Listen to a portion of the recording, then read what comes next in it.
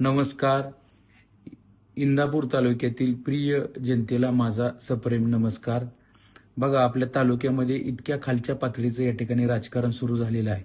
पक्ष, पद, संघटना, सरकार अशा सगळ्या गोष्टींचं पाठबळ असताना देखील माझ्यासारख्या अपक्ष उमेदवाराचं दत्तात्रय भरणे यांनी एवढी मोठी दास्ती घेतलेली आहे की आम्हाला या शब्दाचा दुरुपयोग करून त्या ठिकाणी माझा व्हिडिओ एडिट करून प्रसारित करण्याची वेळ आलेली आहे.